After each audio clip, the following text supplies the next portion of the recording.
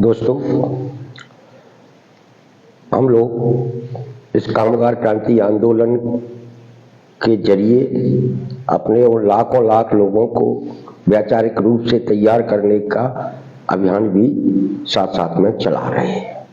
इसी के तहत हम आपको आज़ादी के बाद हम लोगों ने जो हासिल किया उसके बारे में और हमसे जो छीन लिया गया उसके बारे में बातचीत करेंगे। आज गांधी जी ने पूंजीपतियों को, उस समय की कंपनी मालिकों को सलाह देते हुए, समझाते हुए ये कहा था कि आप ये जो मेहनत कश है, ये जो मजदूर है, कर्मचारी है, श्रमिक है, इसकी मेहनत का वाजिब दाम और इन्हें सम्मानजनक जीवन जीने का परिस्थितियां उपलब्ध कराएं, क्योंकि ये लंबे समय तक अपने मानव अधिकारों से वंचित रहे हैं।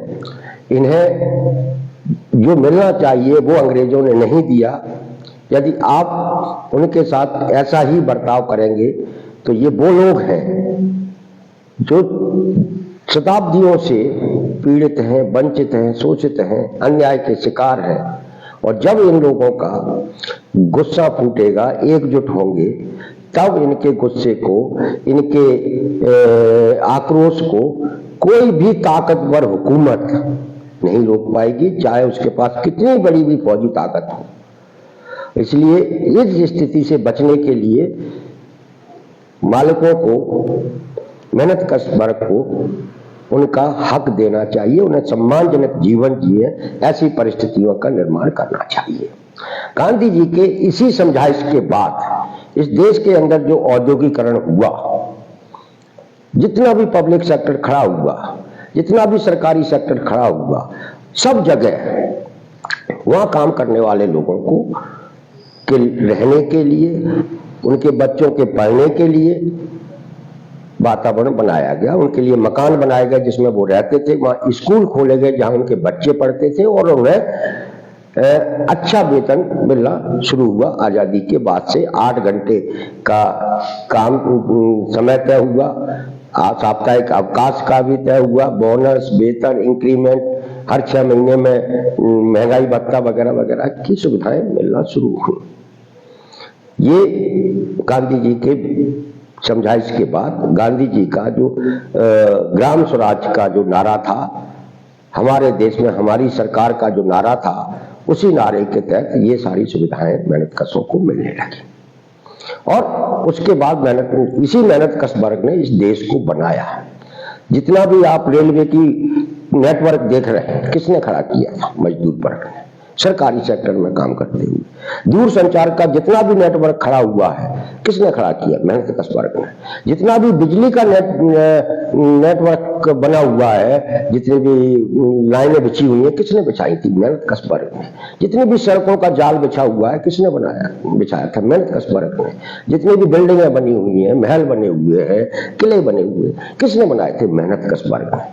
उसने इस भारत का निर्माण किया था और जिसके बदले में एक समय तक, जब तक राजनीति में, सरकारों में, ब्यूरोक्रेसी में गांधी जी के विचारों का असर रहा, तब तक मेहनतकश को सब कुछ मिलता रहा। भेल, भोपाल का जो भेल है, वहां आप देख लीजिए कितने काम करने वालों के लिए मकान बने हुए हैं। सब जगह जहां जहां भी था पहले होता था, लेकिन ये सब कुछ आपसे छीन लिया गया। छीना किसने? ऐसी सरकारों ने छीना जो गांधी जी को के विचारों को नहीं मानती थी। और उन्होंने ही इस नौकरियों में ये जो अन्यायकारी प्रथा है, इंसानों की खरीद फरोख्त वाली प्रथा है, आउटसोर्स अस्थायी वाली, उसको लागू किया सरकारी और निजी क्षेत्र में। सरकारी सेक्टर मध्य प्रदेश में लगभग खत्म कर दिया गया, सिर्फ वहां अधिकारी इस तरह के लोग बचे हुए हैं। प्राइवेट सेक्टर में भी ये हुआ कि मालिक सरकार से जमीन लेता है, बैंक से लोन लेता है, लेकिन वो मजदूर अपनी नहीं रखता, वो ठेके से मजदूर बुलाता है जिनके साथ अन्याय होता है।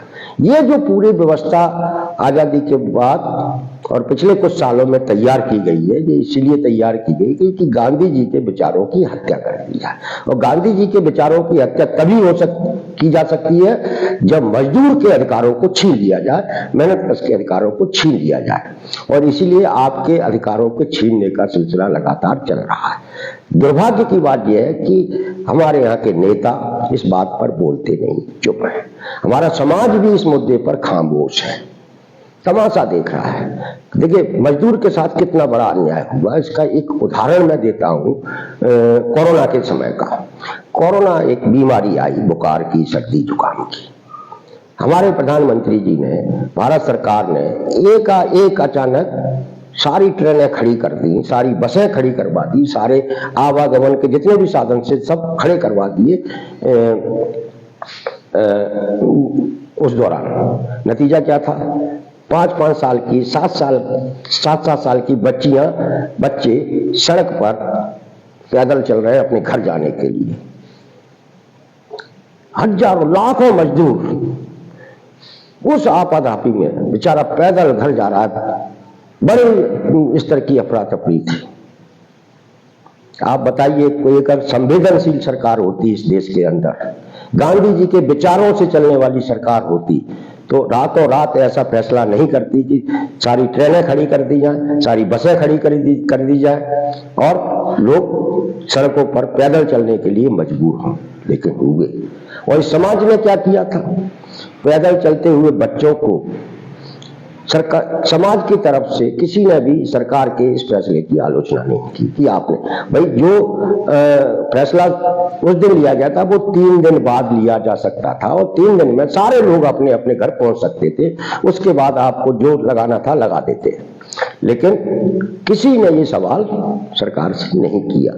वो सारे लोग कौन थे? वो सारे लोग मेहनतकश थे, कारखानों में काम करते थे, दुकानों में काम करते थे, अपने घर से दूर रहते थे, है। तो वो मेहनतकश के साथ पहला एक बड़ा सामूहिक अन्याय हुआ था, सबके साथ हुआ था। और उसके बदले में सरकार क्या करवा रही थी? सरकार उसके बदले में उस शहरी धनाढ्यों से तालियां बजवा रही थी, थालियां बजवा रही थी, पुष्प वर्षा करवा रही थी। कुछ जगह हम लोगों ने देखा, सोशल मीडिया पर भी आपने देखा होगा, शहरों के जो धनाढ्य लोग थे वो पैदल चलती हुई बच्चियों को चप्पलें भेंट करते थे। पैदल जा रही है, नंगे पैर है, ले चप्पल ले ले, और फोटो खिंचवाते थे और सोशल मीडिया कि हमने जन सेवा की। खिचड़ी बांट रहा था कोई रोटी बांट रहा था। ये समाज सेवा हो रही थी। किसके साथ? उस मजदूर के साथ सामने रखकर समाज सेवा करने की कोशिश की रही थी, जिसके साथ सरकार ने इतिहास का सबसे बड़ा अन्याय किया था। कोई भी संवेदनशील सरकार एकाएक ऐसा फैसला नहीं कर सकती थी। हिटलर ने भी ऐसा फैसला नहीं किया था अपनी हुकूमत के दौरान, जब उसने तमाम सारे यहूदियों को भट्टियों में तुलवा दिया था। लेकिन हिंदुस्तान में भी हमने देखा, इसी मध्य प्रदेश में हमने अफरा तफरी का माहौल देखा था।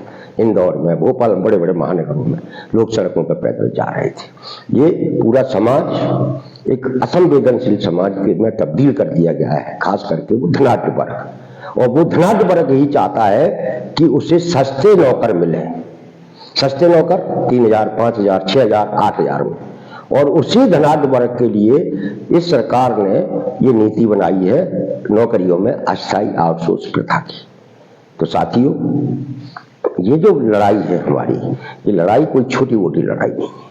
ये एक ऐसे वर्ग के खिलाफ लड़ाई है जो आपको इंसान ही नहीं समझता, आपके साथ जानवरों जैसा बर्ताव करता है। और ये हम समय समय पर देखते भी हैं। अभी हाल ही में आप देखिए, रेलवे स्टेशनों पर जो भीड़ है वो किसकी है? मजदूरों की। लेकिन उनके लिए रेलों में जगह नहीं है, क्योंकि उनकी रेलें हैं ही नहीं।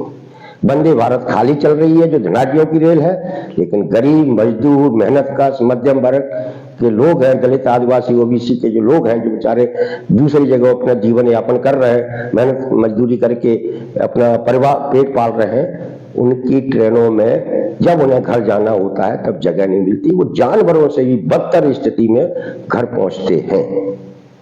इस हाल कहने का तात्पर्य है कि सरकार ने जो नीति बनाई है अस्थायी आउटसोर्स प्रथा वाली, वो है आप सब लोगों को इस अस्थायी आउटसोर्स ठेका श्रमिक कर्मचारियों को जिंदा लाश में तब्दील कर दिया गया है। न आप बोल पा रहे हैं, न विरोध कर पा रहे हैं, और समाज की तरफ से भी और लोगों की तरफ से भी और नेताओं की तरफ से भी आपके हक के लिए कोई आवाज नहीं उठ रही, सवाल नहीं उठ रहा। हमारा कामगार क्रांति आंदोलन आपके हक और अधिकार की बात करते हुए एक ऐसे संघर्ष का निर्माण कर रहा है जो आपके जीवन को आर्थिक रूप से बेहतर बनाने का रास्ता बनाएगा। आप इस अभियान का हिस्सा बने रहिए। इस वैचारिक अभियान को जो हम वीडियो के जरिए आप लोगों के बीच में चला रहे हैं, उसे अधिक से अधिक लोगों तक पहुंचाइए। नमस्कार। अगले दिन नए विषय के साथ फिर मिलेंगे। धन्यवाद।